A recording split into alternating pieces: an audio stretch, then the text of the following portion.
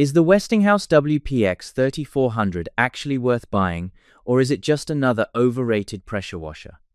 After several weeks of use, here's what I found. I bought this pressure washer after comparing a wide range of different models, including both electric and gas-powered options. In the end, I'm glad I went with a gas pressure washer, and I'm especially glad I chose the Westinghouse WPX3400. I chose gas because it offers significantly more cleaning power than most electric units. I chose Westinghouse because of their solid reputation, and the WPX3400 seemed to offer one of the best pressure-to-price ratios available. I've used several pressure washers over the years, mostly gas-powered, but I had never actually owned one myself. Now that I maintain my own property, I can confidently say this machine has been well worth the investment. It allows me to tackle a wide range of cleaning projects whenever I need to. Assembly was very simple. There were only a few nuts and bolts to install, all clearly labeled in the manual with helpful illustrations. The upper handle simply slides into place and doesn't require any tools at all, which I thought was a great design choice. Starting the machine for the very first time was a little rough. It took several pulls to get it running, and it stalled once or twice during that first use. However, every single use after that has been completely different. Since then, it has started on the first pull almost every time. So, if you decide to buy this pressure washer, don't be surprised if the first startup feels a little inconsistent. In my experience, it quickly settled in after that.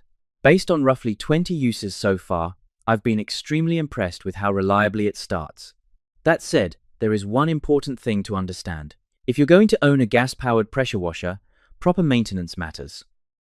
The smooth starts and reliable performance I've experienced are only possible if the machine is cared for correctly. Before using it, I would strongly recommend picking up some 4-stroke engine oil and a bottle of pump protector. Neither costs very much, and both are useful to have on hand for routine maintenance and long-term storage. Another recommendation is to actually read the owner's manual. It's not very long, and it contains information specific to this machine that can help you avoid unnecessary problems down the road.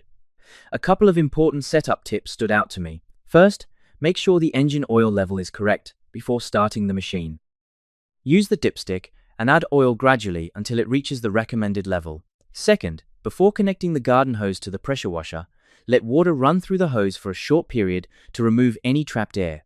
Once water is flowing smoothly, connect the hose to the machine and continue with the startup procedure described in the manual. After the machine is running, one thing I've learned is that it performs best when water is flowing continuously through the system. If you need to stop spraying for only a few seconds, try to resume spraying as soon as possible.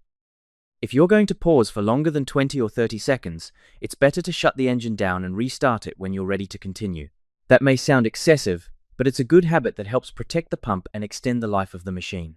It's also important not to leave the engine running for extended periods without actively spraying water through the nozzle. And finally, before changing spray tips or disconnecting hoses, always release any remaining pressure from the system first. Overall, I've been extremely happy with the Westinghouse WPX3400.